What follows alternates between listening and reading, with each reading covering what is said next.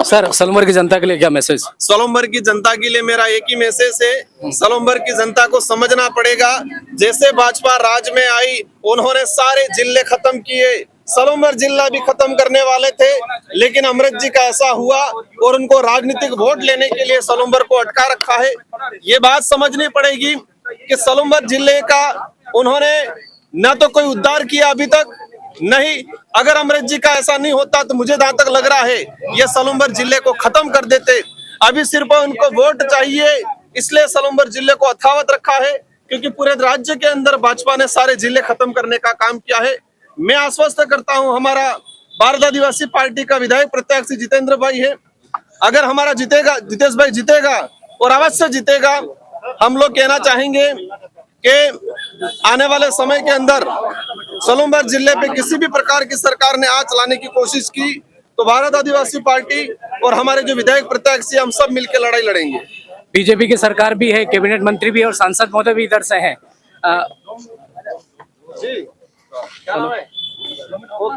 Sir सरकार को लेकर के बीजेपी की सरकार, लोग ये कहते हैं कि कड़ी से कड़ी जुड़ेगी, इस तरह से बोलते हैं। कड़ी से कड़ी सारी कड़ी जुड़ गई। अब कह रहा हूँ 2047 में कुछ करेंगे। यार भाई 2023 और 2024 के लिए आपको जोड़ा था। एक उपलब्धि बता दे वर्तमान की सरकार के, इन ये जो 8-9 महीने जो हुए सरकार के, इन 9 महीनों के अंदर सरकार ने क्या एक काम किया?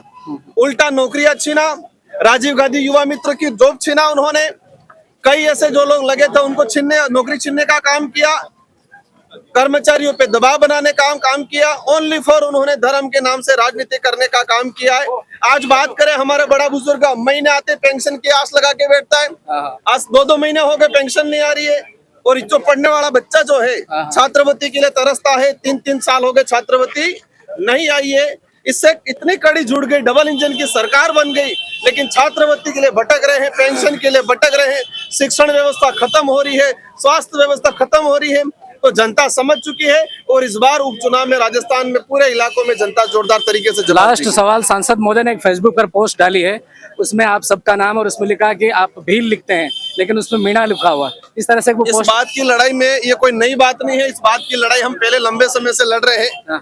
ये बिल बाहुल्य क्षेत्र है, हम लोग सब बिल है, हमारे 90% रिकॉर्ड के अंदर बिल लिखा हुआ है, लेकिन कुछ अधिकारियों ने पहले से कुछ राजस्व रिकॉर्ड में मीणा कर रखा है। उसकी लड़ाई हम पहले से लड़ रहे हैं। मन्नालाल जी ने शुरू अब किया है, वो भी कटाक्ष से शुरू किया है, उसका क्लियर आपकी सरकार है, पूरे इलाके में करवा लो ना आप लोग। आपका खुद का इशू आ रहा है रावत वाला, उसको क्लियर करवा लो। ये उनकी डबल इंजन की सरकार है। अगर वो चाहे सब कुछ करा सकते हैं, लेकिन उनको सिर्फ उलझाना है, एक दूसरे पे आरोप लगाना है और धर्म के नाम से लड़ा के मजे लेने का काम करना है।